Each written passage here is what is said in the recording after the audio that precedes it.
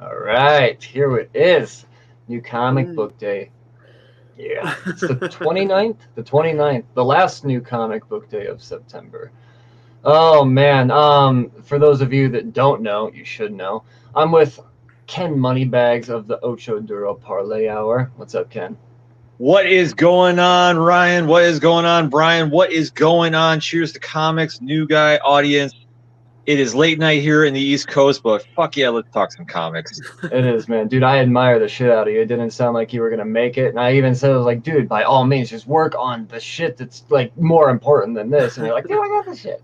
I'm just gonna I like not heard be in you. a studio and it's gonna be from my phone. I'll take that any goddamn day. I Ryan, appreciate what's that. oh dude, you're a fucking soldier as always. Ryan, what's up, man? Dude, you were making me you're making me thirsty. These pretzels are making me thirsty. You were drinking actually a beer. It's like the first time the Cheers to Comics has seen a beer since like the 100s.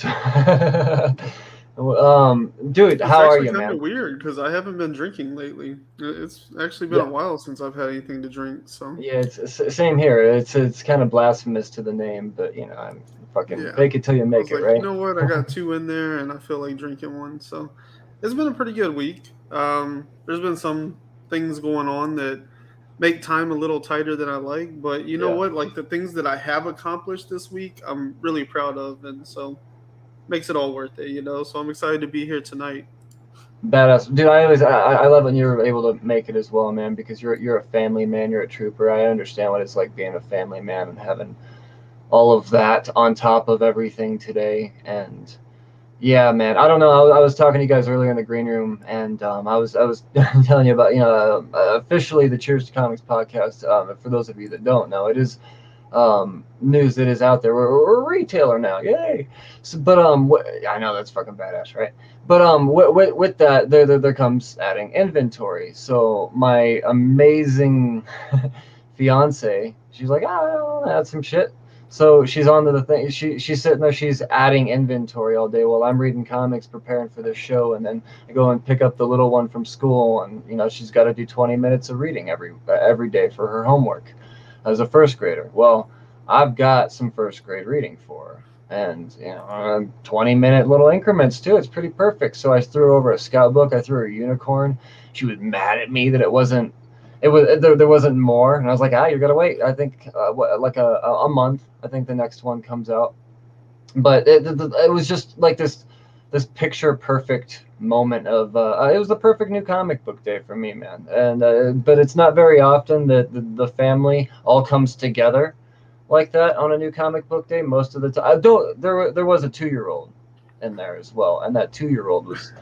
But I mean, it wasn't picture perfect. I'll say that. But yeah, I don't know, man. It was a it was an exciting day. There was lots of great books that I came home with. A stack so big that I'm not even going to try to juggle them because I've already dropped them a bunch of times. So there's too many.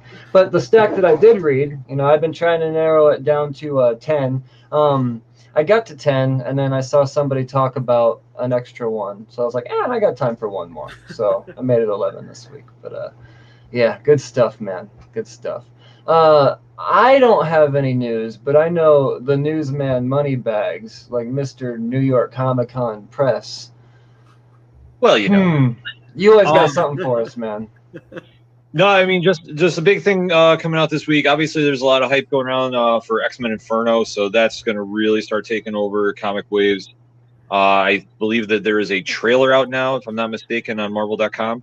Oh yeah, Yeah, I I never believe watch so. any of their trailers. I'm not gonna lie, because it's to me. I mean, they're just motion comics with music and stuff. You know, is it? I mean, is that? There's nothing more to it unless they've No, evolved since. No. no, it's the same thing. But I think it's just cool that they're actually putting the investment in about trying to get a little hype behind it. Because No, I no, mean, that obviously, I admire. yeah, yeah. But I don't watch them because I know I'm already going to Oh, read yeah, the shit. exactly. That's all. But I think for capturing the TikTok audience of comic readers, I think it's definitely something that is very noteworthy, and I really applaud Marvel for doing it. Other than that, I mean, it's been really kind of quiet. Everybody's really embracing the fallout of Netflix Tudum, which was their version of fandom. and we just talked about it on EPH, but I cannot stress enough, and I know if Pat's watching, he's going to be like, "You're still talking about it." Is how good Neil Gaiman's The Sandman came out. It is literally page for page, panel for panel. The amount of attention to detail in this is insane. Yeah. So, I'm definitely gonna check it out. I know that the second act of the audiobook also released as well. And dude, I'm not gonna lie. You two of all people would know my my hatred and loathing for the world that is Amazon. But when the Audible exclusive to Amazon comes out of Sandman, and somebody says, "Hey, all you got to do is sign up, and I'll gift it to you because it's this promotion thing." I was like, "Yeah, sure, I'll do that." Next thing you know, I didn't know that. First of all, I didn't know that Audible was Amazon at the time, so I'm gonna credit myself that. But I was like, "Yeah, I'll sign up for this shit," and then I did, and then I had an Amazon account again, and I blame it all on Sandman, but with no regret. No regrets on that, because the fucking thing was absolutely beautiful, and it's something that's it has my excitement for the Netflix and just everything that the Sandman universe really long overdue has come into them. I don't know, man. It's great shit. That's the best thing. The fact that American Gods was a thing before, and there's nothing wrong with American Gods. But I could say that Sandman's not going to get canceled. Like, that's not going to happen. I don't know, man. It's about flipping time. It is. It's about time. So I'm excited. It's in the right place at the right time. I mean, that's the biggest thing with it. Netflix has really shown that they can handle doing comic adaptations and really make something special out of it. I mean, they've actually improved Umbrella Academy, which I mean, I fully applaud them for. And then, like I say, everything I've seen coming out of this has just been spot on. I cannot wait to binge watch this. I'm probably going to shut off social media for like 48 hours so I can binge watch it and then just rewatch it again because it looks that incredible. That's awesome. Oh, yes, it's Netflix, so you're going to be able to binge the hell out of it. That's cool. Yeah. That's cool. That's so frustrating. We just, I mean, not to completely stray off topic here, but we just started diving into Doom Patrol again. Oh, so good. And, you know, I mean, I'd watched the first, like, season and a half, and, you know, whatever, got distracted, forgotten about it, knowing that it was still out there. But then Tatiana and I got into it, and she's actually fucking watching ahead on it now. But she knows I'm going to go back and be able to watch it. We've had to go back and forth, rewatch episodes gladly, because one of us will fall asleep, and the other one will shamelessly continue on and watch 4 more episodes into the night. But I don't even know where I was going with that. What were we talking about? We're talking comic adaptation. And dude, yeah, no, and fucking Doom Patrol. That's been my guilty guilty staying up into the light, into the night. Reason why Real Brains really isn't being put out right now. If you know, you know. I don't know, man. I've got Ryan. Did you anything newsworthy that you found this week, man? I guess on the news front, I will say, what's his name? Jeff Lemire. His first Substack title dropped. Oh, really? Yeah, Fish Flies. And I have it. I haven't read it. And that one is. You subscribe to his Substack? No, I was gonna say that it seems like the model is the first issue is free because they have a subscriber newsletter that you pay for, and then they have the free newsletter. Well, so far, Tynan and now Jeff Lemire have both released the first issue on their free newsletter. So I have it. I haven't got around to reading it. But that came out this week. So I guess that's newsworthy. And then I guess it's not really news, but last week T-Mobile sent us a free year of Apple TV Plus or whatever. Oh, right on. And I have like 0% interest in Apple. They are the bane of my existence. But they have the Foundation series, and so I was like a little like disappointed that they got it because I wanted to see it. And then this code showed up in my email the other day, and I was like, All right, so I checked out the first episode last night, and that's the main reason I'm mentioning it is because I'm pretty giddy to watch the next episode. Like, it was so good. Yes. I was really blown away. I was really surprised how good it was. So I'm excited to finish that. Yeah, man. No, I understand that excitement to get to the next episode of the thing that you just fell in love with. Because once again, I'm gonna play the whole note of. I mean, we've all watched Doom Patrol, but have you watched Doom Patrol on mushrooms? Like that's. I mean, that's what the audience is 100% there. It's insane. Like it's even just like microdosing, you watching it. It's just. Jesus Christ. And for anybody that, oh my God, mushrooms. I'm in Denver. It's legal here. We could do this. It's medicine. They have ketamine clinics here. It's crazy. You just pump people full of drugs legally. It's insane. But fixes your brain.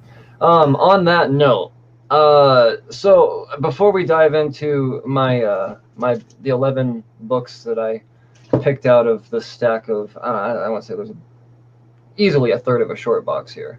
So I'm not juggling it in front of the camera. I want to get to some speculation. A lot of it is kind of reachy this week, but nevertheless stuff that I do have faith in. For fair reason. So the first one is actually the Marvels. There's a first appearance of Warbird in costume. Eventually, this whole Marvels thing, it's going to take its place in the universe, and they're going to start making it relevant. Right now, it's just kind of its own thing. You know, it's not really tying into much. But eventually, as these characters that are being introduced in this series develop, it's going to be important because it's time that they create another generation of characters. You know, it's and this is part of it. So I would just be on the lookout for that. It's not doing anything on eBay right now, but I think that's a good sign for speculators. One that I thought was Miles Morales, number 30. You know, being the 10-year anniversary issue, I got some covers here. Let's see here.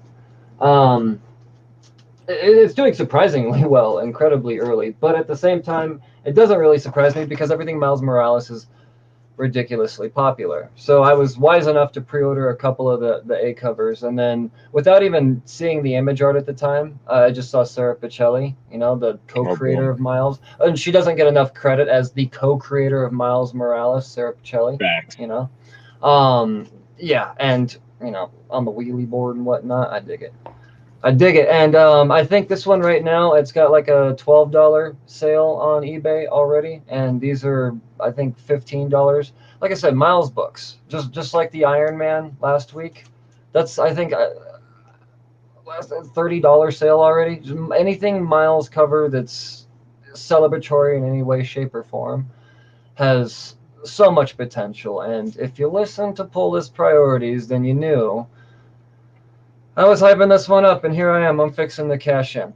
You know, I mean, shit. I paid $2.60 a piece for them. You do the math.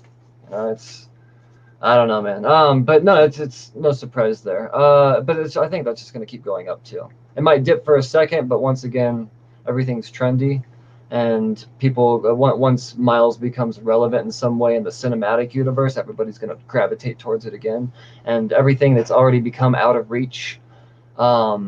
Is, you know, there's got to be new things in reach, and this is the next level because a lot of shit right now is just way too expensive for new collectors to feel. You know, I don't want to spend $75 on a cover that came out 2 years ago. You know, when it's just a cover, there's not even any speculative value around it. It's just the cover. So this is the next wave of that. So I don't know, man. Detective 1043 this week. Key Collector has it. First appearance of Red Crown. That's true. But one thing that I don't think Key Collector mentioned, and correct me, I mean, maybe you guys can correct me if I'm wrong here, and I know that Moneybags, you're a big DC fan. Nero 9, does that ring a bell at all? Is that a character you've ever heard of? It does ring a bell, but I can't place him. Well, he's kind of he looks pretty much just like Cletus Cassidy, wearing a Constantine type of trench coat. He just busts in the Mayor Nakano's office. I don't work for nobody.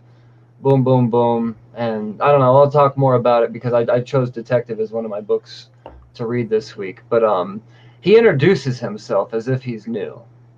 So I don't know. I feel like he was more of the character to keep an eye on in this. I don't know. But we'll have to look into that. But Key Collector doesn't mention Nero 9, and it's the 9 is in Roman numerals. And I don't know if that helps at all. But Man, that sounds familiar. Like, I don't know. Maybe it's because Pad was talking about that book too. I don't know.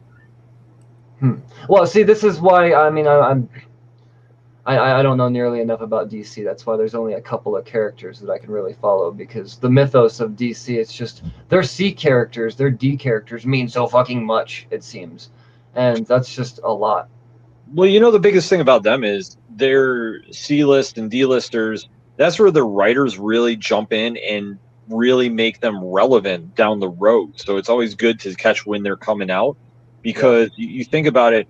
Why is it Blue Beetle and Booster Gold are still have that weird cult following, and people are clamoring for a movie of them? And really, they're not needle movers, but they're prime examples of like what DC does. Yeah. No, I get that, but I mean, Nero 9. I don't know. That one's like seems. I don't know. Maybe I'm wrong on that, but either way, I want to bring it to attention just in case, because it's not. Yeah, just because it's not on Key Collector, people doesn't mean that it's not the law. I mean, there's some shit gets through the cracks for sure. A book that I kind of speculated on cover wise, but there's also other reasons to speculate on as well. Just because there is technically some first appearances, a first team appearance, if you will. I don't know, but Deathstroke Inc. Now, I know that Deathstroke is one of those characters that has a super hardcore cult following. And being that we haven't seen anything Deathstroke in a couple of years, I want to say it's been about 3 years since issue 50 of Deathstroke ended. After the priest run, yeah, I believe so. Yeah, well, it's about time. So it's, well, the covers. First of all, I saw some speculators already asking, like, where the fuck can I get this? And, it's a Matina cover, and good Lord, I mean, it's beautiful. And yeah, I mean, it's gorgeous. But then we have the ever provocative Adam Hughes Black Canary. And we all know the potential that an Adam Hughes cover can have, because there's going to be someone out there going, oh, that's too sexy. And whether, it's going to cause attention, and books that get attention, value raises, goes through the roof. And Adam Hughes he's a master of that. He knows exactly what the fuck he's doing. And he's also, I mean, I got another one right here that I'm going to talk about as well. But I don't know, Deathstroke Inc. There's also the first appearance of Trust, which is, I got to write it down here. I don't know why my fucking headphones keep falling out. The Transparent Researchers United Strategy, or United for Strategy and Technology. Okay, well, check it out. They're good guys, and I'm going to talk more about what goes on in this book, because it's definitely one of my picks this week for sure. How could it not be? Yeah, no, the characters that they introduce here, the guys in the chair, if you will. No, those characters, I totally gonna stick around. Deathstroke's universe is going to expand drastically in this 6-issue series, and it's going to be a lot of fun. Like I said, I'm going to talk more about it here soon, but yeah. And yeah, I know it's not doing much right now on eBay, but just give it some time. It was a big week this week. People, let them catch their breath. It'll soak through. What else was there? Oh, the second printing of Batman Urban Legends #6. What's up, Maurice? I mean, the coming out of Tim, the first printing, super low print run. It's on for like $40 now. It's continuing to go up. I thought it would have dipped off by now. The book is continuing to rise, so I would imagine that the second printing, it's just a matter of time before that one.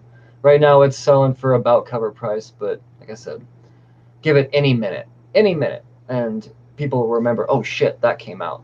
Yep. And then kind of, well, oh yes, then this is one that I thought, I mean, you want to spark, ooh la la, Facebook might shut us down for this one. I still claim nips in this. I'm claiming nips. There's clearly not, it didn't come in a bag and board, but if you look real close, I'm telling you, I'm claiming nips. But Adam Hughes, Gun Honey. The book has already been greenlit to be a series, so that in itself, you know, I mean, that's going to be a thing. And I mean, like I already explained Adam Hughes, and I mean, let's see, you be the judge. I mean, it's Adam Hughes, you know. I don't know, man. But like I said, if there's going to be a cover that it's going to spark some oh my god, it's going to be that one.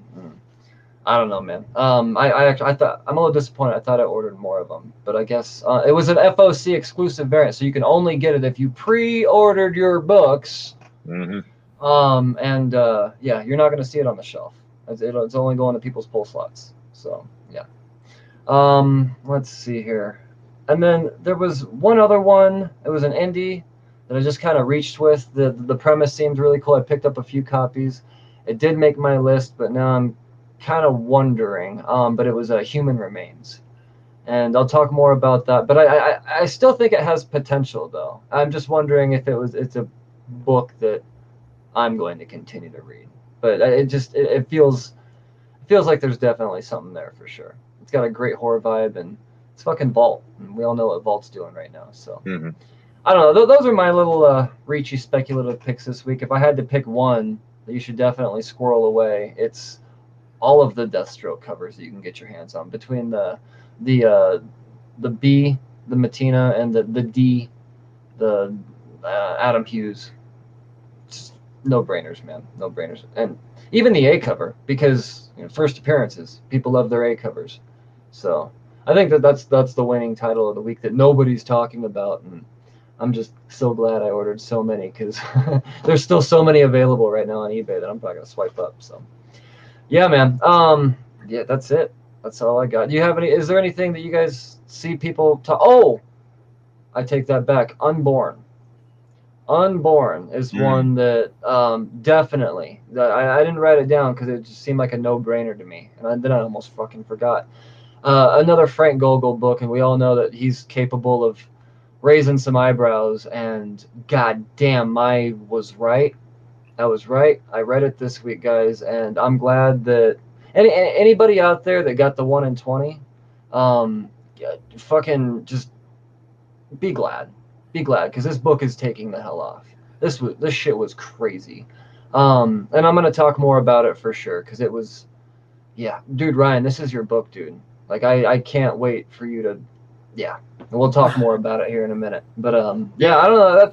That was the one. That's the other real indie winner for sure. I feel like has so much fucking potential as Unborn, and all of those covers, all of the covers. There's so many retail exclusives. It's just, yeah, awesome, man. So yeah, I don't know. Let's get into what we read this week, guys. Did you guys get any reading in? I know you guys are busy people. A couple books here and there, but I'm catching up now. Well, tomorrow I will, because after here I gotta get some well needed sleep. So yeah, you're a monster machine. Yeah, I read. I missed a lot of books the last 2 months, basically. So I only read 3 books that came out this week, but I had some back reading to do to get to the current issue. So I understand. I read a good 5 or 6 books today alone, but yeah, I think only 3 of them are really new comics. But right on. It's all Superman stuff too. That's kind of the other weird part. Oh, cool. Well, let's talk about that, because I only read one of the Superman stuffs that came out this week. So let's talk about the one that let's yeah. The ones that I didn't read that because clearly if it wasn't Tom Taylor, I'm not reading it. Did you read Superman 78? No. No, you haven't kept up with that one? No.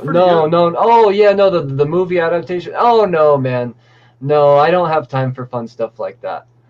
I enjoyed it. I did not really care for the Batman '89 book. It wasn't bad. It just didn't really hook me. Yeah. But Superman 78, man, it's really cool. Like, it's back in that world, and it has like all the cliches and tropes of that world, and it feels like really true to Christopher Reeve. So I really enjoyed it. I think it's Yeah. a solid title. Yeah, I mean, didn't the director pass at the like right as this title was either like announced or came out or something like that? The director of the movies. Richard Donner, yeah, he passed earlier this year, I think. Yeah, so that was I probably think why in the this summer. is coming out. So yeah, it's an honor to him. Right on, man. That's cool. I'm glad to hear that somebody's enjoying. I mean, like I said, if it's not Superman, even with DC in general, I gotta be super picky because my Marvel, I'm just like, I'll get it all. Yeah. Yeah. See, Yeah. DC is the one that I pick up most stuff from as far as the big two. So yeah, this I've really enjoyed what Superman's doing lately. I really love like Superman 78 and even Superman 2, the Donner cut. So yeah, I mean, Superman 78 is a comic. They brought in Brainiac, but it's set in that same world as the original Superman movie, and it's got like all that kind of like campiness, but at the same time it's still done in the same like tone as the movie. So it's really good stuff. It's really cool. Right on. And what was the other one? Did Action come out this week? Yeah, Action Comics 1035 came out this week, and it's the end of an arc, and it was phenomenal. It's really set up some good stuff for where it's going from here, because now we're going into a War World arc. So Clark is going to be well, actually, it's tied in with Superman and the Authority. Oh, okay.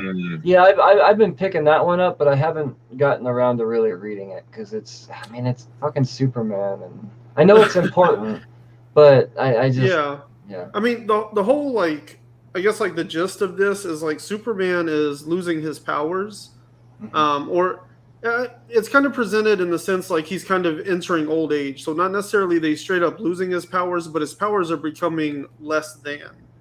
Gotcha. And then there's been this big setup where he like met these ancient Kryptonians, and they were refugees fleeing from Warworld. And so some things have went down with all of that, and so now he's going to go to Warworld and take on this current Mongol.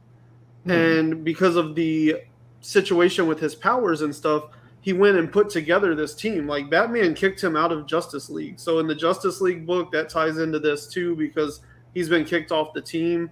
And so they're going to stay on Earth because he's kind of put himself in a really bad diplomatic position between the States and Europe and Atlantis. Hold on. So Superman's going to stay on Earth after all of everything? No, Superman's going to Warworld. Okay, so he's going to take the fight to Mongol. Okay, no, all right. I misunderstood you. I was going to say, after all that, he's staying on Earth? Okay, gotcha. No. The Justice League, they kicked him, Batman kicked him off of the Justice League. So they're going to stay on Earth and try to fix all the things that he's messed up right now. Okay, gotcha. He put himself in a bad diplomatic position.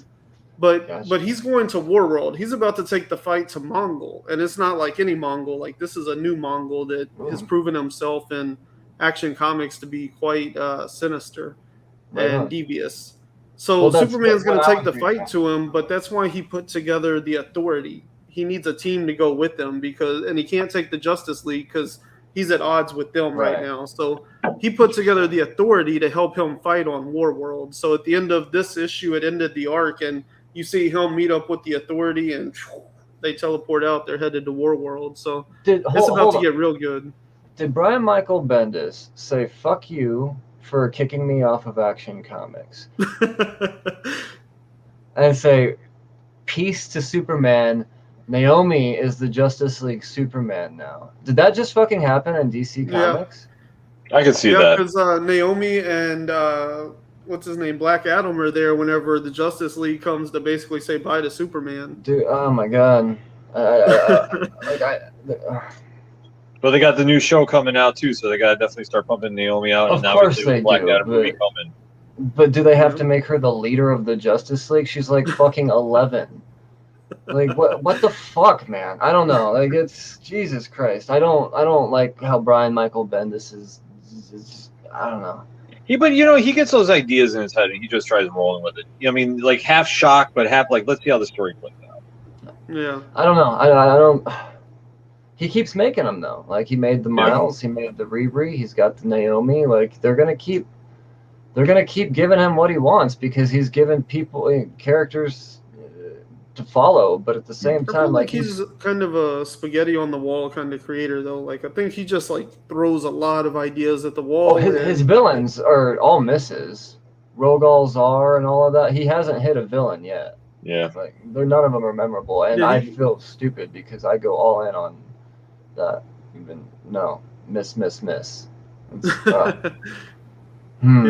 I don't know, man. It's just kind of a shame to see how it feels kind of like a sour move. You know, like I don't want to write any Superman now. I'm taking my ball and going home. Oh, he's a part. he's 1/7 of this team. No. And fucking, I'm gonna pick the fucking peas out of my goddamn vegetables, goddamn medley here, and no. You don't get a dude. You already lost your exclusive contract. You don't get a fucking. If there's two people at all times that should always be in the Justice League, or three, obviously. Trinity. 3, yeah, the Trinity. And I mean, we don't. Who the fuck is Naomi? Like she's. I don't know, man. I don't know.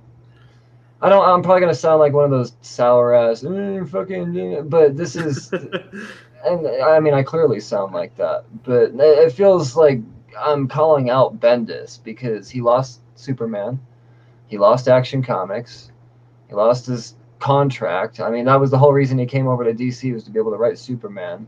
And now that he's not writing or on a Superman title, he's got to kick Superman out of the Justice League. I didn't get around to reading Justice League this week because I haven't read very many copies of Justice League since Brian Michael Bendis has been writing Justice League. Imagine that. Yeah. So, The first 3 issues of that or so were like pretty not great in my opinion. yeah. And then he had like a couple of decent ones there, but I'm a few issues behind on that as well. I'm judging the way I read Justice League by their cover. If I see Naomi on the cover, and more than anything in the in the background, then I'm like, I'll skip this one. And honestly, I have nothing against Naomi other than the fact that she hasn't earned her place yet. You know, I'm not saying she's not a character that belongs. I'm just like, dude. I never read her series, so I don't exactly know anything about her. I don't fucking know exactly. a lot of people that did. Series was okay. I actually liked it, but I get your point though because it's just the area of like when I was talking to you and a little bit unfair about it, how DC is like in kind of flipped to how Marvel was when the MCU was starting. They're now, in my opinion, like a media company that does comic books instead of a comic book company that does media. And I think for a lot of what they're doing now, I think they're copying the early MCU Marvel Comics point of view, which is like, hey, if we have a character that's going to be on a show or movie, we really got to push them and really see if we can flip that into something. And I think you're seeing a lot of that happen right now with DC. Mm-hmm. Yeah, no, I agree completely, man. It's a shame. Really what it comes down to is we're just biding our time before Discovery starts making some moves, and that's going to really kind of determine where the creative process steers from there, where Jim Lee decides to take things. I find it astounding that Jim Lee's not getting burned at the stake right now. He's lucky he is who he is.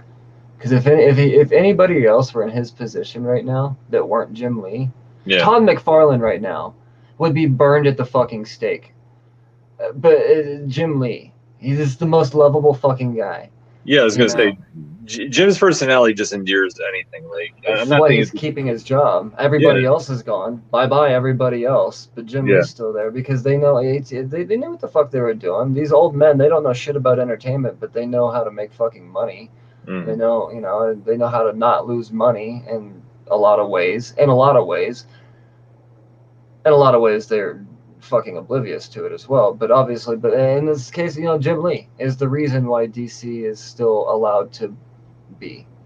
But I don't know. I don't fault the guy for it. I wish he'd kind of take more responsibility for some of the randomness that's going on, because I watch him in his interviews and it's like people are afraid to ask him questions because he's Jim Lee, and I'm like, that's not what the fuck you ask Jim Lee right now. That's not what you ask him right now.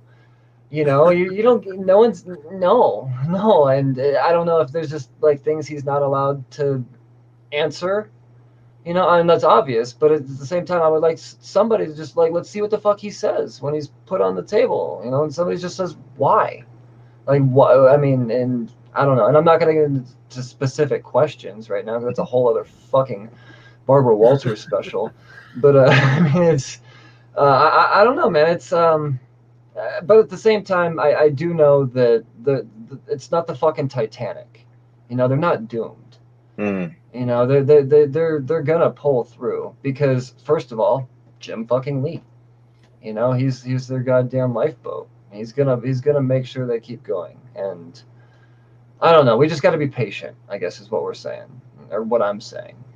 But it's coming. It's coming. It's not gonna be just a media fucking company anymore. Eventually, they're gonna find some substance again.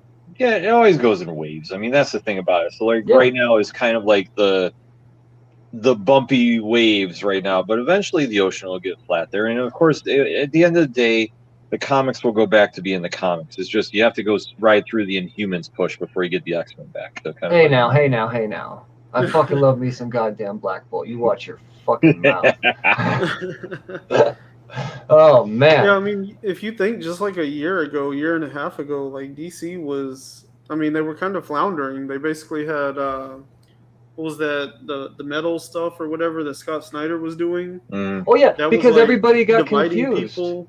Everybody got confused, and they're like, "Well, this is what everything is. It's all based off of this confusing stuff." It wasn't bad; it was good, but it was confusing.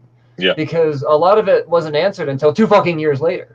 You know, Yeah. and that's uncalled for. And during that same time, a lot of their regular titles weren't really that strong. You know, they didn't have a lot of strong talent pulling a lot of that stuff through. So once March hit, they kind of they got had things Tom back King. together, and they've been doing good Detective since. Tom King, CIA agent Tom King was their golden boy for the longest time. But I mean, look, the guy kind of petered out. I hate to say it. I mean, he's still, you know, I'm not saying he's not creating quality content, but DC quickly realized after 74 issues of, well, I mean, Heroes in Crisis is when his true colors shown. That's when I realized, I hope he's not losing it. And then after that, he was just like, well, my big heavy balls are gonna do whatever I want because I'm writing Batman, and I'm gonna keep being weird and dramatic and try to change the way comics are written. And yes, he changed the way comics are written, but guess what? You don't see anybody else writing comics like that because people weren't a fan of it. Like, I'm not saying that all 72 issues or whatever it was of Tom King's Batman was bad. I was a major fan of everything up until the whole Nightmare weirdo shit. And then he was just like, fucking art. And we get it. Batman's tormented. We know that. Fucking 80 years, dude. We got it. He's just, I don't know. And then after that, I think he was exposed. And then once DC realized that he was exposed, they're like, oh, yeah, you could do that big epic thing out of continuity in a book somewhere else, Black Label. And, I mean, that's just kind of, but I'm saying that's the wave that DC has been through with creators. Right now, I mean, Joshua Williamson, that's next man up. I think, in the stable of DC, with the exception of Tom Taylor, obviously, Joshua Williamson, I believe that he has deserved the next man up title. Because let's face it, you don't get to write Batman and Superman. So that's Tom Taylor probably had to choose one. But I bet he was given the option for both. But being that he's been doing the detective and other Batman stories and stuff, he's... I agree with that. Yeah, but I don't know, man. We're going through the next wave now. This was a short wave with Tinian. It didn't take long. And you may think, well, what's 20, 30 some issues, but at the same time, you think about it, that's 60 weeks because they're every other, So is that the right math? It's a little over a year. Yeah, not long at all for him to be like, fuck it. So I'm honestly surprised that they're going to keep it going. I thought I figured they would do like a relaunch. That? Yeah, they have. Joshua Williamson's 118. Oh, okay. Yep. Yep. And I haven't looked at the art team behind it, but I'm actually excited for that. You know. But right off the bat, though, creating new characters, and it's just like, what the fuck, man? Come on, like let's dude, just put your shoes or your feet in the fucking slippers first. You know, let's. But you know, just kind of touch upon what you were saying though with Tom King. He used every single Batman villain known to man. Same thing with Snyder and Capullo's run to a degree. I think that you just need a small break, but then you should be coming back. Yeah. Yeah. But I get what you're saying. But I think everybody's trying to be like the new stuff because they feel like, well, I've already had 2 very good runs, really set the bar high. But let me just kind of let those characters cool down, and then I'll come right back to them. It's kind of like the same thing they do in wrestling, so to speak. Yeah. Yeah, I don't know, man. I feel like DC right now is kind of in like a 90s funk again. All on their own. They're just putting out a whole bunch of stuff that very few people are reading with a whole lot of cool looking characters that nobody knows anything about because there's no time to learn anything about them because 2 weeks later there's 12 more characters that you got to learn about. And that's hurting them considering there's not a lot of titles. And I don't know, man. I just had 0 hour flashbacks. you look like you were going through some sort of traumatic. I didn't know if you froze or you were possessed by a poltergeist or I triggered something, but it was sorry. Fate with the cheap knife there and Mohawk and yeah, I mean, like we're in this state where is it 5G? Are we playing off of 5G? What happened with fucking 3 Jokers? Like, there's just so much questioning with everything in DC that they're just like, here's this really important thing you need to know about, and then all of a sudden,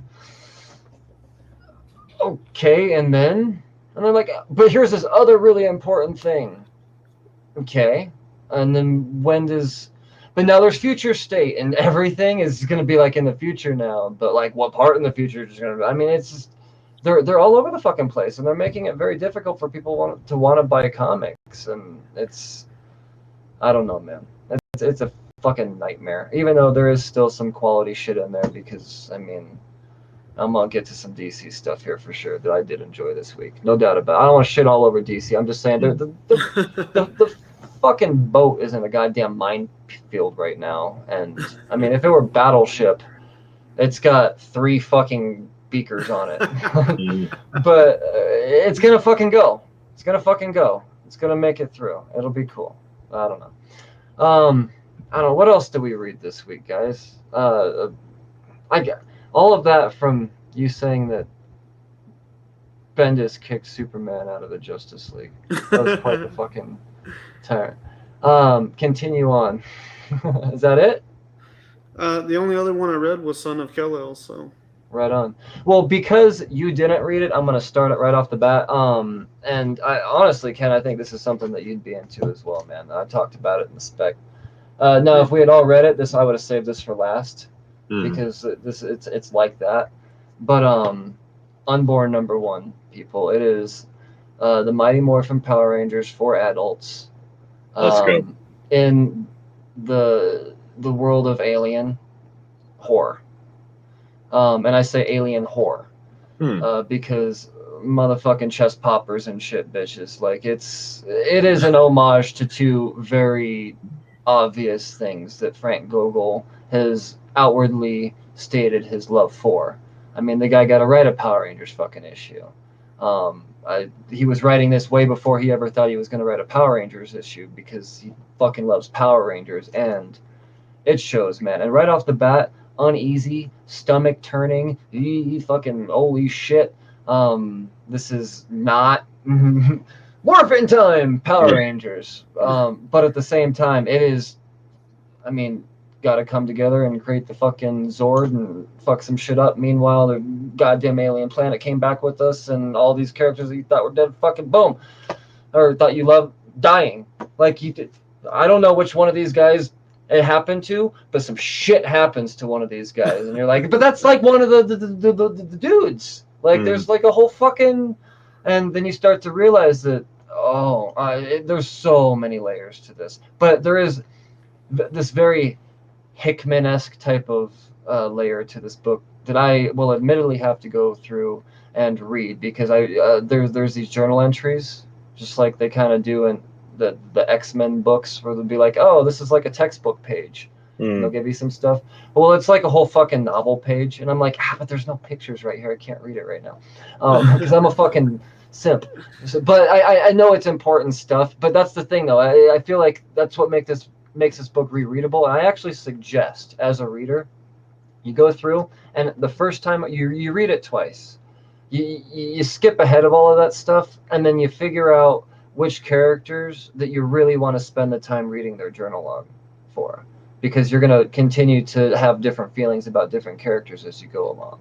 And I don't know, I respect it as a writing style. I do. I mean, like I said, Frank Gogol is doing things. And also, it's not just Frank Gogol.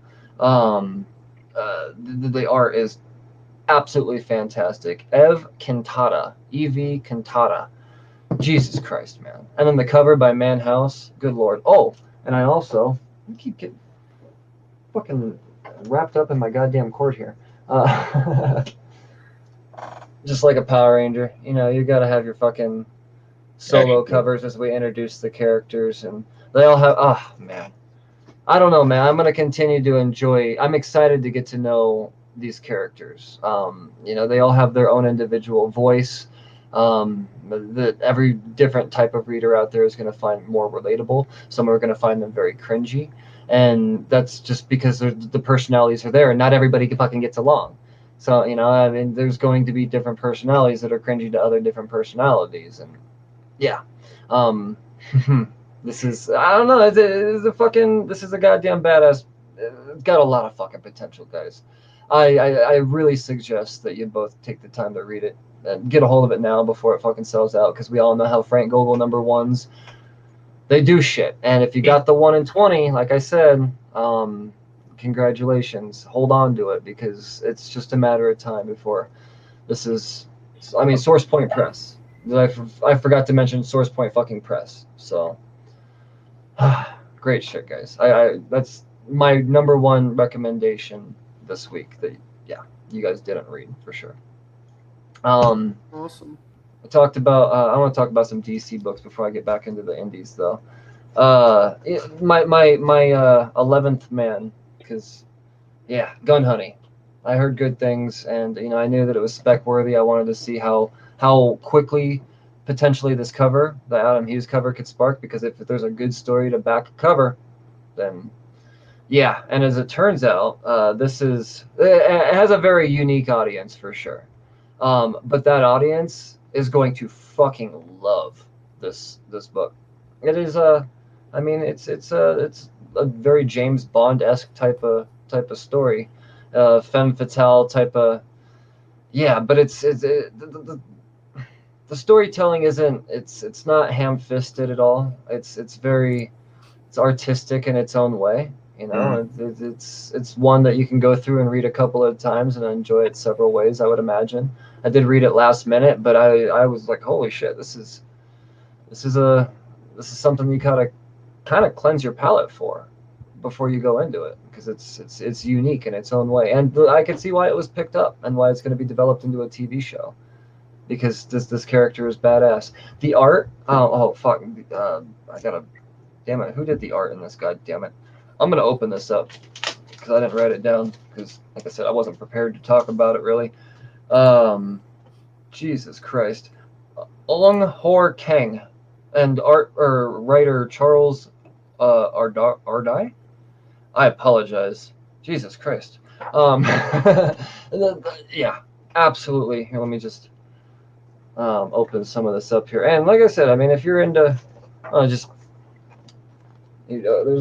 some, it's not nudity, it's not over the top. It's actually kind of like elegant in its own way. But there's an audience. Like I said, if it's a badass James Bond type of story, and I think that what is this, Titan Comics?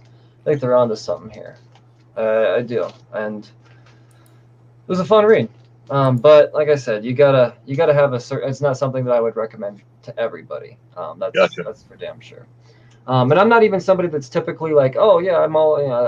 If you guys listen to the podcast, like I skip over Dynamite just because of all the boobs shoved in the face. Like that's not what I'm about at all. It's very elegant. It is. It's just this bitch don't care. She's got a job, and they continuously say she's the best at what she does, and the reason she is the way she is why she's as good as she is, because I mean, yeah, I don't know, you'll just have to read it to enjoy it, appreciate it, let's put it that way. What else from DC, DC. Deathstroke, man. Deathstroke, this character's taking a turn that I'm very, very excited for. I'm not the Deathstroke fanatic that so many people are. I've recently started to acquire love for Deathstroke. A lot of it, through Tom Taylor's Deceased. Mm-hmm. That what was it? The one shot, or I think it was just a 3-parter. I don't know. There was I think Unkillables, Good Day to Die. I forget what it was, but I think there was just one that was very centered around Deathstroke, and that's when I realized this character's fucking cool. He's just not the thing that Rob Liefeld stole from. Oh, you're killing me bringing that back up. Deathstroke is arguably my favorite DC villain / character. No, I actually really love Deathstroke. Then you are gonna fucking love this dude. Yes. I'm gonna go ahead and. You can spoil like spoiler. No, go ahead. Like you're not about you get a sense for it right off the bat once you realize that he's working for Trust. You're like, oh shit, these are good guys. Like he's willfully working for these good guys, and he starts to mention, he's like, I got all the money in the world. I don't need any of Batman's tech. I got all the tech I need. He's just like, I just kind of feel like I got some wrongs to right, and I don't know if that'll ever happen. So in the meantime, I want to see what this hero and shit's about. He wants to be a full-blown superhero. Like he wants to be not an anti-hero. Like he just wants to feel what it's like to be a fucking good guy. And well, the thing about Deathstroke is, at his core, he is literally the most flawed character in the sense of he can do everything perfectly physically. He is the epitome of physical perfection, albeit it's augmentated, but still, he does things not for great power comes great responsibility, because he can. And he always likes to have a challenge. So if you have been the world's greatest assassin and been a force of nature that's handled the Justice League, albeit the B squad at the time, but he still can hold his own with the A, what better challenge than to flip it and say, I can be a better superhero than you. Yeah. Oh, fuck. Look at you. I like that, man. I like that. Yeah, like when Deathstroke is written well, man, he's awesome. Liefeld, not my cup of Java, man. I'm sorry. No, you either. What part of if we were in the? I'm gonna steal a Mitch Hedberg joke here. If we were in the part of the pie, that would I'm fucking butchering it here. You know what the fuck I'm gonna go ahead and push forward. We're not in the little part of the pie that's Rob fucking Liefeld. We're not the people that would like give the $1 million away if we found it. You know what I mean? Yeah. I fucking butchered it. Jesus Christ, I got cocky. No, it happens because you get wound up talking about that. That's why I say, like, I steer away from that when I tell people, I'm like, if you really want to find Deathstroke at his voice, Christopher Priest's run that he just had captures Deathstroke. But you have to remember, Deathstroke, he does these contracts not for the money, but to say he can. He's one of the most egotistical, magnificent bastards you'll meet in comics. Just because it's that ego that drives him. But the one thing that he always comes back to, and this even ties into the sense of him trying to be a superhero, he can't cash in the contract on his family and set the example for them to be. And this drives him batshit crazy. And this really fuels him to be who he is. Because he just always comes up failing them. You see about what he did with Jericho and the Ravager. And he just can't get it right. So thus he tries finding these redeeming arcs where he tries being a better superhero to be a better example for them. And this will fail epically too, but it'd be great reading, watching it happen. Oh, man. Well, I mean, once again, Joshua Williamson, next man up. He's the one doing this. The art behind this. Oh, shit. I want to get his first Porter. Howard Porter? Is that right? Howard Porter. Yeah. Oh, yeah. Howard Porter. Yeah. this is awesome, man. I can't wait to just burn through all 6 issues of this. It's probably going to be one. I don't know. This might actually be one that I could read week to week. I don't know if this is going to be one that I'm to wait for because it feels it's just flowing well, man. I don't know. Deathstroke fan, you're going to like it. It's a great take on a classic character. I mean, that's the thing. If it's something different, like everybody's going like, "Oh, well, Deathstroke is a hero. What is this?" It's like, yeah, he's just doing this to say he can, and then when he gets bored, he's going to do something else because he's like, "I'm Deathstroke." Yeah, right on, man. You a Deathstroke fan, Ryan? I passively familiar with him. Yeah. But I've liked a lot of his stuff. Like, I mean, just the other day I was talking about how good Arrow, the Deathstroke version we got on Arrow for like 2 seasons, like that is the absolute best thing that happened to like all of the CW stuff. Like it's all so, I don't know, it's all like so over the top and dramatic, but that Deathstroke arc was it was perfect. It was so well done. Whenever he kills Mora, like that scene just plays in my head all the time.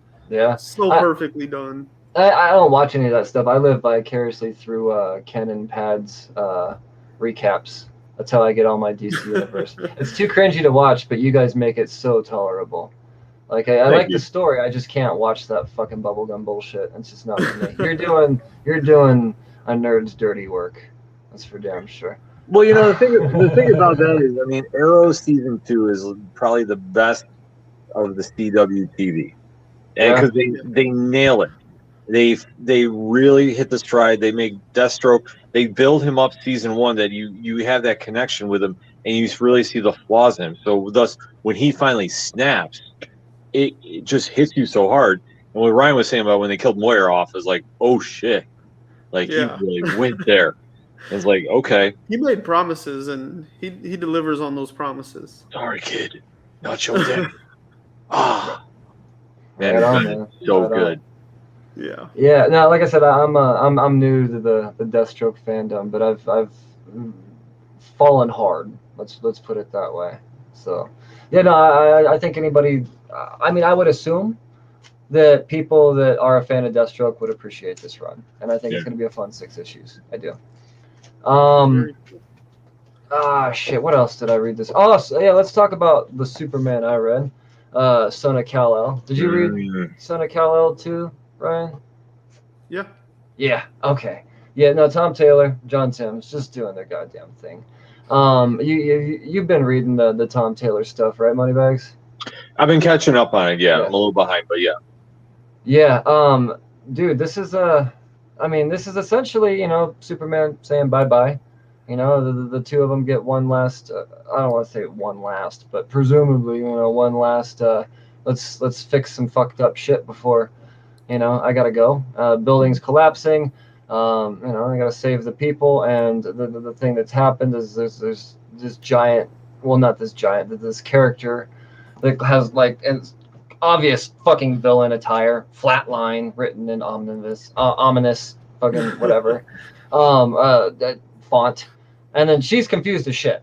She's like, I don't know what's going on. I'm here, and boom, and then they go to pick her up, and she's like, fuck, she's heavy, she's super dense, and yeah, then they go to pick her to, yeah, fucking, you're struck, you just like saved 343 people in 4 seconds, I think was their count. And by one person holding up a building, but the two of you together, she's heavy. Okay, right on. Well, you learn later on. She just kind of like gets dumped off to Star Labs. You're like, we'll fucking they'll deal with her. It's cool. Let's go home. Meanwhile, I'm leaving her, son. This is it. Bye, farewell. This is my goodbye time, and don't come looking for me, and we'll be good. And he leaves, because and then Flatline comes back in, and she gets dropped and confused as shit as she's falling. But she's not a willing. Threw her out of a plane. They threw her out of a fucking plane above the Kent estate, if you will. They're in Kansas, and oh yeah. So they're trying old John right off the bat there. But I mean, I'm doing no justice on this recap. We're talking about how just wonderful of a storyteller that Tom Taylor is. You know, the goodbyes and the reasons and all of that stuff throughout this. The team up in the beginning, the father-son moment. Like I brushed right through that, but I mean, you get a sense of like, fuck, this is cool seeing them come together like this, and like they're just I don't know, man. It's just, it felt so natural. You know, it didn't feel like it was forced at all. And then all of a sudden you realize, oh shit, this is the end. For now, this is where he takes off, and issue 3, he's fucking Superman now, and then all of a sudden, boom, your fucking house is exploded. He went to jail. He did hard time. Oh yeah, that was the other thing. Like there was that whole social justice moment that he did, where he was like protesting for these essentially these underprivileged people. And he's like, well, if you're going to arrest them, you got to arrest me. And he's like, but you're Superman. He was like, well, fucking arrest me. And he goes to jail and, do your job. And, he proves this whole point. And then Superman's like, that's something I can go out on, man. You made me proud. And, I feel better about this now because you're making a difference. And just Tom Taylor sappy shit that it's not going to be sappy unless, it's going to sound sappy coming in out of anybody else, because he gets arrested, he's in jail, so he gets out of jail and he's walking out with Clark, and he's like, oh yeah, I've done hard time now. And Clark's like you were in there 45 minutes. He was like, you were there for 45 minutes of hard time. It's that Tom Taylor goofiness, it's great comedy. And then 3 pages later, Clark is leaving Jonathan, and he's telling him, he's like, I'm the man of tomorrow, but you're the man of the moments after that, and he just hits these moments of depth where you're just like, oh man, the swing there, Tom Taylor does it all. It's great. Yeah, he's a fucking genius. You got to be to get me to read Superman. So. See, which all of this is payoff from Action Comics as well. That's where all of that comes from, because that's where Superman's going. He's going to War World now. Yeah. Yeah, no, it's tying in well. I dig it. I got one more DC book. And his the friend, I thought that was a really genius play too, because he has this. He made a friend in the second issue that's like a reporter, and so he gets to take his friend with them to eat family dinner, So he gets to go out there to the Kent farm, and whenever they arrive there, whenever he met Superman, he's just like, oh hey sir, and shook his hand. They land there and he sees Lois Lane, and dude is an up and coming reporter, and he sees Lois Lane and he just loses his mind, he can't even fathom meeting somebody in his world that is as famous as Lois Lane. It's really well played. Yeah, and that's I don't know, it's just testament to, it's not a necessary part of the story, but at the same time it's still incredibly enjoyable, and I'm not mad it's there. It's just something Tom Taylor does well. I think it gives a lot of depth to Lois Lane's character, as well as Jonathan's relationship with his friend, because Jonathan wholeheartedly looks up to Clark. He looks up to his dad as this icon, and kind of forgets, in a way that Lois Lane is somebody important in this world too. So to bring in a friend that's fascinated with her and her work, I think it just adds a lot of depth to that world and really fills it out. For sure, man. That's like I said, it's just such a great fucking read. It's such a great fucking series. The other DC book that I chose to read this week is a book that I've been saying it's time. This book needs to fucking start doing shit, because it kind of got weird for a second, and I went all in on number 1. And this series is Joshua Williamson, Next Man Up. This is the fight has finally fucking started. It took a whole arc. But the tournament has begun in full force, and this was awesome. It really was. I'm not gonna get into spoilers with this, because I feel like it's one that one should experience, and that's really what this issue is. It's more of a visual experience. I mean, yes, there's some plot forwarding moments in here, absolutely, for sure, but just the spectacular of watching all of these amazing characters throw down in their own little Mortal Kombat type of moment it's fucking rad, man. And you see, there was one moment in here that really it solidified my fact that if you don't have a fucking copy or 10 copies of Robin #1, you're stupid, because there's a moment where Robin, he's just burning through his first couple rounds, and everybody's still like on their first round. Like, Robin's not fucking around. And then Flatline, she comes through. This is the character that I'm fucking all in on, man. Fuck Punchline, Flatline. That's the character, I'm telling you. Or they're having this little moment, and they start to have like, oh, okay, maybe we could be buddies. And then, if you're familiar with this, the whole Robin story right now, he gets like these flashes of Alfred, Mm-hmm. And Alfred, he just pops in and says one thing really, and he's like, I like her. And like, Alfred approves. This bitch is staying. Like, this is that right there. It solidified all of my but at the same time, she is a legit badass character, especially when you're watching her fight, her little fight scenes in there, the panels that she got. You get some real awesome moments. Respawn coming in there and pretty much, like being the lone wolf and all this, saying, all you fuckers, trying to make friends and all that. What are you going to do when it's time for you guys to kill each other? And, you have that, the Deathstroke type of, I don't know. There's a couple. Deathstroke is very heavy in Robin because, like I said, you got Respawn, the I guess that's the daughter, son. I don't know if it's male or female. I'm not going to lie. But the spawn of Deathstroke, I guess, for lack of better words. And then, oh shit, who's the other one? Ravager, who's kind of like a Deathstroke fan girl, I guess. But because she kind of wears like a Deathstroke-esque type of mask as well. She's a new character that just popped up in issue #1 as well of Robin. So okay, I'm thinking the old Ravager for his daughter Rose.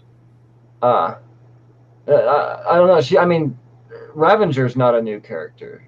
Yeah. But I don't know. But regardless, like you really start to see the what characters are. The cream's starting to rise to the top. Let's put it that way. Yeah. And I'm very excited for all of those copies of Robin #1 that I have, because the Flatline and you say, what's the name again, Ryan? I don't know why I keep forgetting. Not a Respawn, but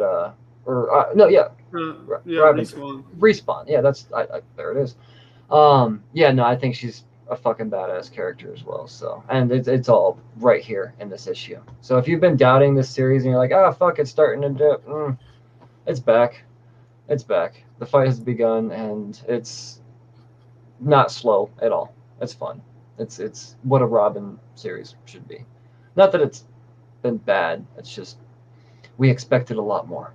Yeah.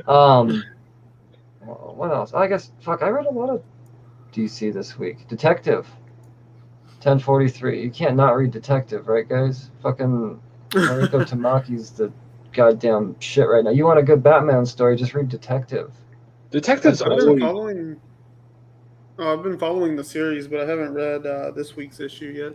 Yeah, this one was a little bit slower, but it definitely had its like I said, it was introducing Nero 9, and then this Red King or whatever, and I don't know. It was the kind of it put Nakano and Batman in a fun situation, because this Nero 9 character comes in and kind of corners Nakano in his office, and then he gets, he thinks that he's getting helped by his security. It's not his security. It's somebody else entirely that kidnapped his ass, and Batman's on his way. And, Batman and Nakano don't like each other because, Nakano's ordered pretty much a license to kill on all masked vigilantes. Mm-hmm. So obviously there's going to be some bad blood there, but Batman and his Batman ways are like, can't let the mayor fucking die. So he does his, he thwarts it, but Nakano disappears into the sewers. Batman's on his way, and I don't know. It was a fun issue. There was a lot of like back and forth dialogue in there that I wasn't sure how necessary it was, but overall, I don't know. And then the backup issue as well. It was the lead into Task Force Z, which is a book that I am all in on. It's the Dead Suicide Squad. It's the undead Suicide Squad led by Red Hood. I mean, we got Solomon fucking. I mean, picture anybody that's been dead and come back to life is a part of the Task Force Z, and I mean, this is the lead-in story. I'm 100% on board with this. I think Matthew Rosenberg and fucking Derek Robertson together. Are you kidding me? Jesus Christ! I mean, it's a match made in heaven. That's gonna be a fun read. Oh my god, yeah. So yeah, the backup story and detective this week was cool. It also had its moments where it was like, I don't know how much of this is necessary, but then you realize what they're leading into, and as soon I felt the smile come over my face as soon as you when you read it, you'll know exactly what panel I'm talking about too. Like it's just that someone that Amanda Waller were approaching you moment, and you're like, oh shit, I see what this is now. And yeah, I don't know, man. It was badass. It was fucking badass. Thor.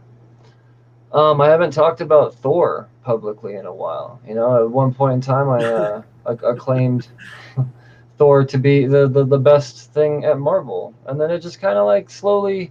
I'm not saying it wasn't bad. It's just nothing's really happening. Yeah, it slowed down. It's been a really slow arc. Let's put it this way. But this week was the end of that arc, and I mean, titled well, Revelations is what they called this issue, and it's essentially, I don't know, kind of planting the seed of Thor saying, I might fucking have me a baby, and I don't know. That seed's definitely planted, because for the long, it didn't even dawn on me. Like, how come there's no heir to the throne now? You know, Angela. I said the storyline essentially. Angela and Freya call upon Thor and Odin, and you know they got bad blood right now, and they say, I don't understand this. This is what makes me kind of raise an eyebrow. And Angela's like, you guys need to get along, and that's essentially what. Okay, all right, and then you know, and then they're like, but we're not gonna get along, and okay, well we're just gonna go then. Okay, and that's kind of what happens, but you know, the Thor stays behind with Freya, and he I don't know, he's kind of, you know, like I said, if you've been reading this, Thor's very just torn in his head. Like, he doesn't understand why Mjolnir's not being Mjolnir-y to him and all this other shit, and other people are randomly able to be worthy, and yeah, he's just kind of like, well, fuck, it might have something to do with the fact that, you know, I can't have an heir or something like that. There's something going on, and then she's like, what do you mean you can't have an heir? He's like, well, why would I bring a kid into this world and all this other shit? And then somehow within like 6 panels, he's like, yeah, maybe I can have a kid. And yeah, world building, I guess. In real life, but I mean, if you want to talk about a fucking filler dud Thor issue, this was kind of it. But at the same time, in some way, shape, or form, like, if you read it, you have, I don't know, you got to be on the lookout for what's to come, because I mean, who's Thor gonna fuck? You know, you gotta think there's also gonna be a mom. You know, unless he's gonna do like this. Well, either way, like, even if he does like the Christian thing and doesn't fuck him, just kind of like, hey, I choose you. I mean, who's he gonna choose? You know, there's still got to be a mother. So I don't know, man. We'll see. Either way, I think it's kind of an obvious, like, that's the only reason this issue was made, because, you know, bringing Thor and Odin together, and then in the end, just like, fuck it, no, like, have you know this guy? And they're like, yeah, we know him, but we just think that you two should be friends. And I just thought it was kind of weird. It's Donny Cates, right? So you gotta give, you know, I'm sure there's some kind of ulterior master plan going on. Oh, 100%. That's what I mean. I'm just hearing we're gonna see Mephisto popping because reasons. Yeah, I don't know. I think they're kind of, if anything, just kind of maybe bringing Angela into the series, because, you know, I mean, no one, I don't know. She seemed all of a sudden like she was like, oh, I'm fucking important and everything I say is almighty. And there was a moment too where she was like, you know, at the same time, I could take the throne for you. I am actually the older one, little brother. I am the rightful heir. So just do what the fuck we tell you. And I don't know. It was kind of a very there's stuff going on in this issue. It's just I felt like it was, I don't know, rushed. Yeah. You know, that's all, and it happens with the Cates issue. You know, it happens. The guy's busy, and he knows that right now Thor's under the radar, so he could probably let one slip. I don't know. But it's also the series will pick back up. I mean, we got another story arc coming, and yeah, I don't know. That's all gonna mean something. It's just this one was kind of, you know. I mean, that's how his Thor run has been, though. It's Yeah, it was really the, the first arc was where it was at, and everything after. I don't know. I did kind of like the Donald Blake stuff. The Donald Blake arc was pretty cool. Yeah. Yeah, I thought that arc was great. The ending was a little weak, but I mean that's Donny Cates. He don't really know how to wrap anything up. But it wasn't a terrible ending. It was one of his better endings in my opinion. I thought he did a great job like capturing that arc thematically and bringing it all full circle. But like the Hammerfell thing with those two issues, I hated them. They were awful. The first 6 issues were good, but like they just kind of abruptly ended out of nowhere. Well, yeah, he was just like, "Hey, Black Winter," and then Thor beat him and Galactus up in the same fucking issue. Well, okay. Yeah. It was like turning into a great fight. That it was just like, okay. Yeah. Turned on a dime. Oh, I can go Super Saiyan. Then that. Womp womp. But at the same time, the 2 Hammer issues I didn't really care for, but I liked the Donald Blake stuff. I know a lot of people didn't. I loved it. I thought it was amazing. I don't know, man. This is one of those weak arcs. He's not bad, you know. There's a reason. There was a point in time when I touted Thor as being a top 3 Marvel pickup for sure. But you know, fucking every roller coaster has its dip, and when you're gonna have somebody take on all this stuff, or even Marvel not. I feel like Marvel all of a sudden has kind of had their fun with them. Oh no, he gets to do Hulk now. What am I saying? We'll see what he does with Hulk. That's a major title. So, will he do 35 issues of Hulk? We'll see. I don't know. I think so. What else was there? I checked out Wolverine this week. Wolverine, you know, Benjamin Percy doing his thing. Adam Kubert, come on. It's just you pick it up because it's that, you know, and it's Wolverine, and but more than anything, I'm a fan of Solemn. I'm a firm believer that Solemn is the new Sabretooth. If Sabretooth stays locked up in Krakoa prison, Wolverine's gonna need some sort of dickhead to constantly fuck with him. And this was Solemn showing his colors. And you know, there was a point in time where I was like, "Oh shit, Solemn! I didn't know you were like that." And then I was all like, "Oh, Solemn, there you are, you son of a bitch." And no, I loved it. This is I want to continue to see them use Solemn. And this what was the other one? Sever Black, this other character that they just introduced recently. He's definitely a big player in the universe for sure. But yeah, no, I mean, I was a fucking fan. It showed Emma Frost being a goddamn badass that she is, and this is a good Wolverine issue, as the majority of them have been. Yeah. You know, I'm not saying this is plot forwarding at all, but really, what has been in any of the offset X-Men titles? You know, there's so little of it has been. A lot of it's just like, you know, we are family. We're all doing our thing. You know, the stuff happens, but none of it's like, oh shit, and now fucking, yeah, we can look forward to this. I mean, there's been the arcs for sure, no doubt, but I mean, Wolverine hasn't really been one of those series. But every single issue, you're in it because it's fucking Wolverine and it's fun. And this is another one. But Inferno, people, fucking Inferno. No, I know you guys are gonna get around. I mean, I'm sure you are, Moneybags. You reading the X-Men stuff at all, Ryan? I can never remember. No. Then you're gonna have no interest in this in any way, shape, or form. This is essentially, I mean, correct me if I'm wrong here, Ken, but I mean, Inferno is Hickman's good. Well. I think it's his second to last, like, final goodbye because of the whole going to Substack and what he's doing there.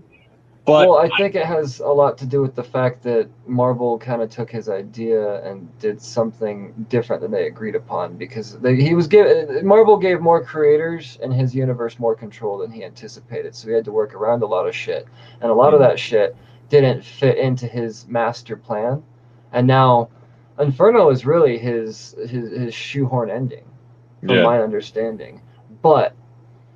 Jesus Christ, man! Right off the bat, this first issue, it is Hickman being Hickman. It is you're starting out going, what the fuck? What did I miss? What is going on here? I know this is important. What did I miss? And then a couple of pages later, like, oh, okay. And then transfer over, you got a whole nother setting, and then you're like, what is going on? What did they misprint this? And then you're like. Oh, okay. And then by the end, you're like, oh, fuck, it's all coming together. I get it. And then I see where they're going with this, I think, or at least where they want me to think it's Hickman. It's being Hickman. It's Hickman doing Hickman, and anytime that you can write Mystique in a lead role, it's always a good thing. Yeah. I think that she's one of the most underrated X-Men characters. Oh, man. Yeah, no, the part she put... Yeah, for the stuff she's doing. And this has been the slow build since they established the nation of Krakoa. Yeah. And this is typical Hickman formula, where I'm going to throw something out there in the ether. I'm not going to go near it for about 2-3 years, and then I'm going to come back. And it's going to completely blow your mind. And the one thing, though, that I'm starting to pick up on, and maybe this is just the old 90s bitter X-Men guy in me, is all these recent crossover / storylines they've been doing, they've been borrowing the titles from the late 80s, early 90s, like Inferno and Trial of Magneto and such. I'm wondering, in this X-Men timeline, are they just reliving their own history and now catching up with the rehash of the names? Well, that's interesting, and I think once you read Inferno, you might even be inquiring more into that. Or even have that answered for you, because Inferno is it's Mora. We're back with Mora. This is all about Mora. Yeah. And the most important, as Xavier says probably 4 times throughout this book, the most important living being on the planet. We find out, and I'm not going to get into spoilers because it's really the reveals and everything that make this book go, those beautiful Hickman moments where you're like, oh, fuck. Yeah. Badass. But if you, after reading this, I come to the realization that, obviously you had to have read House of X and Powers of 10. 10 of Swords, for sure. But then you can go straight to Inferno. Marauders, all the stuff that's happened in Marauders, irrelevant. X-Force, little bit means something. All of these other titles haven't meant anything in Hickman's big plan, and that's what I start to realize. It's like, everybody's just kind of doing their thing, and that's good, but it's not part of this big masterpiece that we were supposed to be getting ready to witness. And you get a sense that this is being rushed. He's not ready to tell this part of the story yet. But it goes back to how the X-Men were, and how they kind of had this renaissance where they were the hottest thing at Marvel for a good while, and then everybody oversaturates, and you do so many things, so many characters instead. X-Corp, fucking X-Corp. Why do we need X-Corp? Do we need a sword book? No. You want to do a sword miniseries? Sure, but do miniseries. Don't do these fucking ongoings that make because it's. Thank you. This just reminded me of the time in the 90s where there was literally 20 X books out there and only 4 were relevant, and it's the same vibe. And that's why I said they're reliving their past mistakes, because everybody got X-Men fever because of how fresh the take was. But do we really need X-Corp? No, nobody needs X-Corp. X-Corp's it's pointless in the grand scheme of things. Yeah. Just streamline it. I mean, no. Like, I understand. That wasn't even going anymore. I think even Marvel was like, Well, it's a good idea on paper for a one-shot, in my opinion. Like, I'm not, and I just never saw the longevity of it because it's No. like it's so niche in the story that how are you going to extend this? Yeah. Like for me, it just didn't click. So, but that's one thing with how they're wrapping up the story, if they are, because I'm curious if everything's going to get the big new heart reset. Like Xavier's going to wake up and everything's going to be back to the way it was pre Hickman. Mm. And I'm hoping I'm wrong. Yeah, no, I don't know. Like I said, we're I mean, without spoiling anything really, we're seeing different aspects of Mora's lives again, and her in present time and where she stands now, and where she's been, and yeah, no, she's timelines are a thing. Like that's what this is fucking setting up for sure. We're gonna pick which fucking timeline I think is gonna stick. Which one? I don't know, man. There's some crazy shit going on here, and like it's a fucking big oversized joy to read, but it's a fucking roller coaster. And if you haven't read House and Powers and at least know what the fuck the premise of Ten of Swords was, then you have no business reading this. Yeah, I was gonna say I was gonna read for it, but yeah, I'm not getting up. Shit. What else do we have here, gentlemen? Is it time for me to talk into this? Was that all my? Is that all my Marvel? I only had 3 Marvel books this week. Yeah, we got Wolverine and some Inferno and Thor. All right, Human Remains, a book that I kind of speculated on. Yeah. So right off the bat, it is very much a take on, I don't know, I felt a jab at anti-COVIDers. Is that a word? There's a better word for that. But it was essentially like the people that don't believe in this virus, which they refer to as life forms. These life forms, these mysterious life forms that they never really actually get to the explanation of in this. But it's just a thing that's randomly terrorizes people, and fucking it's this horrific thing. Like this is a horror book. It's gruesome. They're over the top gore, yeah, bloodshed, all that type of shit. But then it's like, hey, a whole lot of dialogue, and then over the top gore and bloodshed. You don't really know why, but right off the bat, like it divides its audience. I'll say that. Like if you're, I mean, immediately within the first couple of pages, like if you felt any one way or another about the whole COVID thing, it's not even like a subtle jab. It's a fucking roundhouse. The people that didn't believe, they're just gonna fucking die.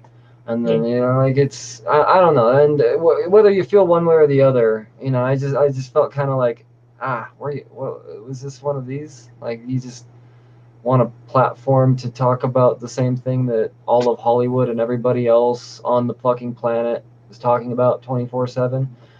Turns out, doesn't really feel like that book once you kind of push forward. I mean, they throw that, and then from there you're just kind of like, where are you going with this? And it raises a lot of questions.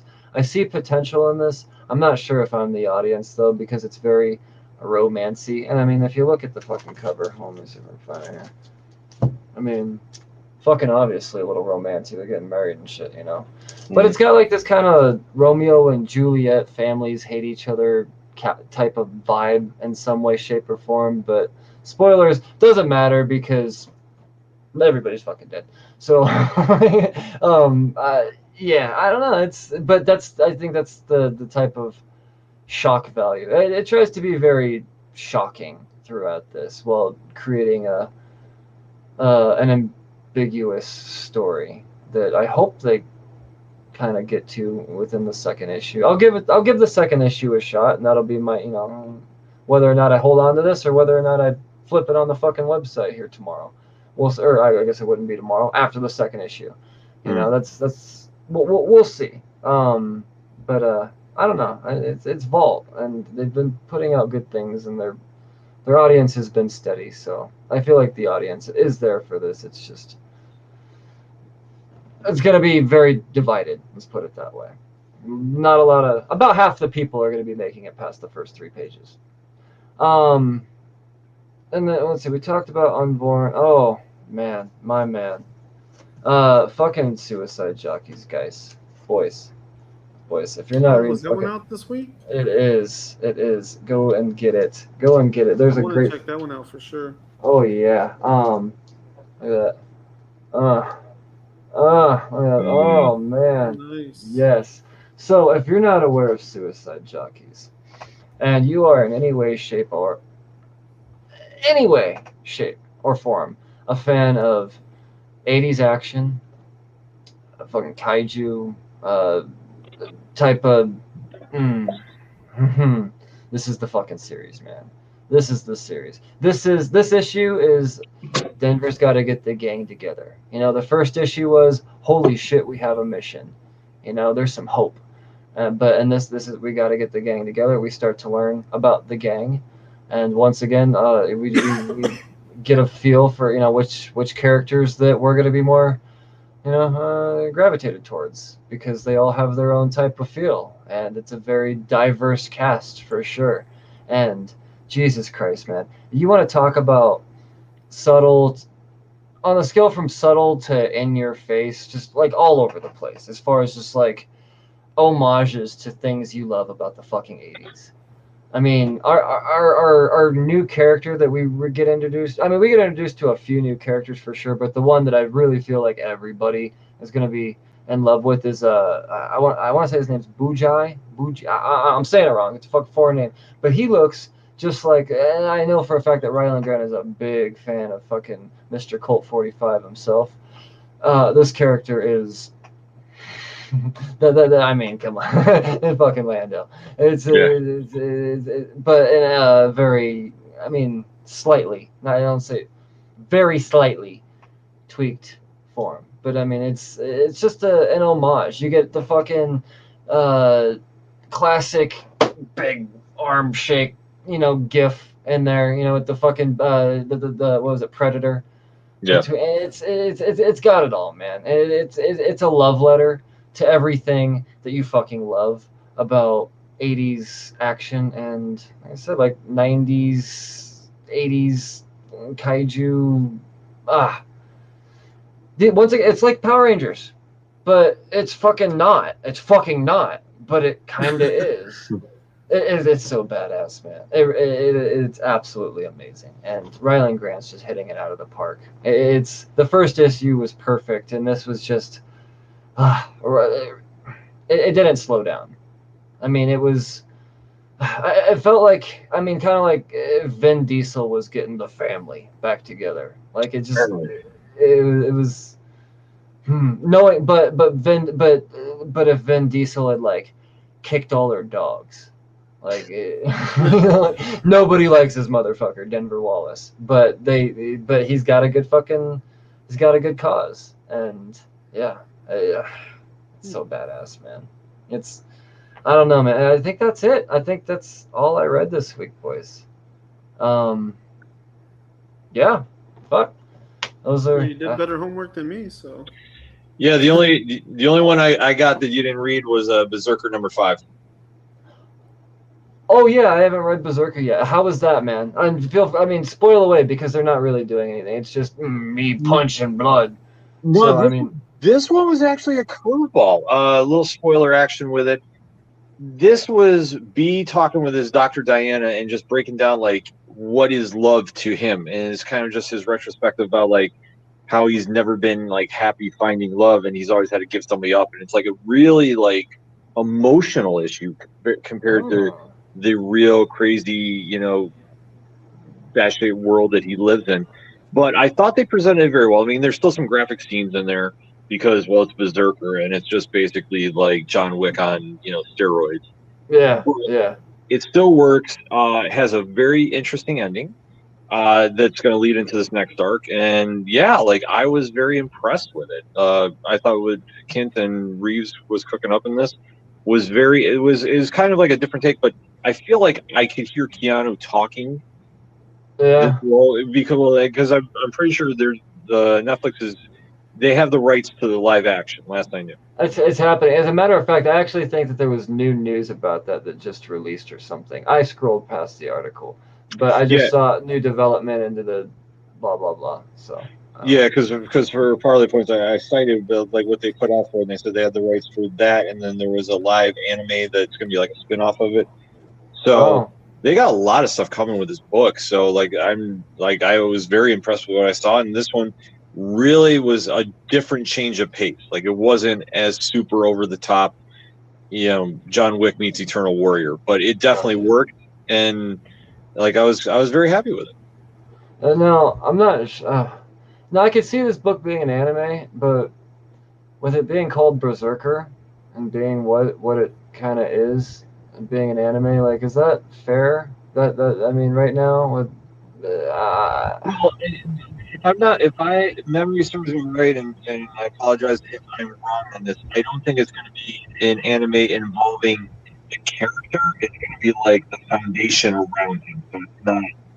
It's going to be like in that universe. Gotcha. Okay. So yeah, so it's not going to be Berserker anime. I would hope not, because if they're called, I mean, you're not allowed to. You know, right. I mean, I don't play Gatekeeper, but I will. And I don't even fucking like manga and anime and all that stuff. But there's one thing that I do actually hold, I hold sacred, and that's fucking Berserk. And I don't think you're allowed to create a fucking anime called Berserker, especially with, announce it within a year of, fucking goddamn nasty news that, yeah, I don't know, man. I do see it doing well on Netflix. I do see this series does have potential for substance. I like how you said that the ending was interesting, because I've yet to see that throughout any of these. There hasn't been an interesting ending. It was just like, oh yeah, he fucking fucked some shit up then too. Fucking A. But yeah, no, I mean, I mean, it's still on my pull list, so that says something. Mm. So I don't know. I'm interested to see what these. I don't know. I just saw the headline said Reeves specifically has had some shit to say about the series, so I don't know. I'll have to look into it some more. I don't know, man. This is fucking Berserker. I know. Everybody talked about it. I talked shit about it to begin with. I said that first print of the first run is the worst speculative thing you could do, but everything after that, everything outside of the first print of issue 1, I think is a solid pickup. I mean, all the reprints beyond, and the only reason I say that is because there was 800,000 copies, I think. And I don't think that's an exaggerated number. I think it was 800,000 copies. That's silly. So yeah, but we'll see. I mean, I don't know. It's been a fun fucking week, guys. I still got a whole shit ton of books I can get to this week, but I don't know, man. I think we're all wore out. And Ken, you're a fucking monster. You got all of the goddamn New York Comic Con to prepare for. We'll see you again here in a few weeks, I would imagine. Yeah, I won't be here next week. I will be with Pat and Rich from 3FN and Dre Driven down there in New York. So I will not be in attendance for next week's show, but I will be back in somewhat capacity on the following week there. So, because hopefully the con cred does not catch me, because usually it's always the breakdown of just 4 days of con and you just come back and you're so drained you just don't recover. Yeah, well, hopefully social distancing kind of keeps away from the con crud. Yeah, well, that's all it is. I mean, you're just up each other's asses and line waiting, and it's. But if they're forcing social distancing, like it seems they are. Yeah, I have to say the team behind New York Comic Con has presented it as safely as possible, and I feel very comfortable going down there with everything they've done for health and safety procedures. So kudos to them. Right on, man. Shit. Well, before we go, I'm glad Taro popped in here, because we can't not talk about the greatest affiliate that I've ever had on my show, guys. I don't know about you, but Nerds Forever, 307nerdsforever.com. And I say this as another retailer now. I could say that. That's the confidence that I have. You want the best customer service? He's probably better right now. It's like that with Nerds Forever. Really, and when you go 307nerdsforever.com. You use code cheers at checkout, you save yourself 10%. And really, you are just experiencing the best in fucking customer service. I mean, they're an inspiration. Let's put it that way. So yeah, guys, it's been a fucking blasty blast. I thank you so much for carving out your time. I know it's the next day over on the East Coast, so yeesh. Much appreciated, brother. Ryan, you even are in another time zone further than myself, so that is so appreciated. I know you're a family guy that has all types of madness to deal with on a daily basis, so it's always a pleasure to be chatting with you guys. You guys are my favorite people to talk comics with. I mean, it's taken me 3 goddamn years almost to want to bring back more co-hosts, but you guys, I'm telling you, it's a fucking pleasure every week. So you guys continue to kill it, and yeah, we'll be in touch. Everybody else, you know where to find Cheers to Comics. I mean, well, first of all, before I talk about myself, Ken, Ocho Duro Parlay or ODPH, do your thing, man. You say it so well. Very simple. If you want to talk anything with Padawan J, Coach Duffy, and yours truly, Ken M, swing on over to odphpodcast.com. Join the conversation on our social media accounts. They're right there, so you can hit follow. You can hit the directory. You can download the podcast on your favorite podcast platform. It's right there. We have made it so easy for you to do it. Check out Parlay Points, where the complimentary blogs are there. You can check out the classifieds, as friends of the show, organizational links supporting Black Lives Matter, and all the amazing pod groups we're in, like the Apocalypse. Because my rule is, if you claim you're in a pod group and you're not on Podchaser with that group, you're not in a group. That's us. Yeah, no, that's us, guys. That's us. So, then definitely got to shout out the Inner Circle as well, too. All that and so much more, odphpodcast.com. Right on. And new guy Ryan, man, you got the Cosmic Campfire, and you're doing all types of artistic stuff in many different mediums now. So tell people where they can find all your art. Yeah, you can follow me on social media. I'm on Twitter and Instagram under @newguy, which is right there. And so you can find me there pretty much anywhere on the internet. I'm on Facebook. I'm in the Cheers to Comics Facebook group. So yes.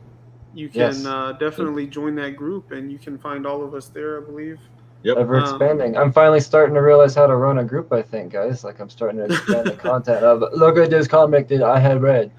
You know, it's starting to grow, people, and it helps with the fact that, you know, it's inspiring to see the group grow in numbers, and it makes me want to expand my my content because, secret time, I fucking hate doing social media. So every bit that I put into it to see people come back to it and respond like you guys do in the group and share out and support in every way that you guys do, that's what keeps me doing it. And yeah, no, it's become a great group to be a part of now because I mean there's all types of conversations going on in there now. It's not I don't know, it's not limited in any way. So yeah, man. So yeah, you guys fucking definitely follow ODPH and Cosmic Campfire @newguy because I mean it's just great content. And I'm loving it. Everybody knows where to find Cheers to Comics, but if you don't, for some reason, you can find them in all of the podcasting platforms.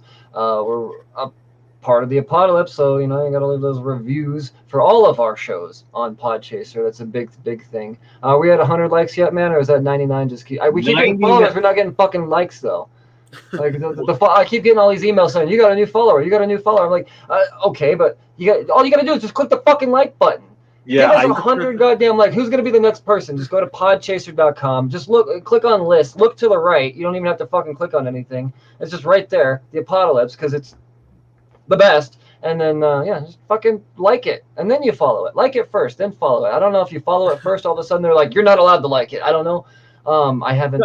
You know, the weird thing is, I've talked with other people about it, and for some reason, I think the disconnect is everybody treats it like podcast, where if you follow, you think you're subscribed. Yeah. And the like is just like you like the episode.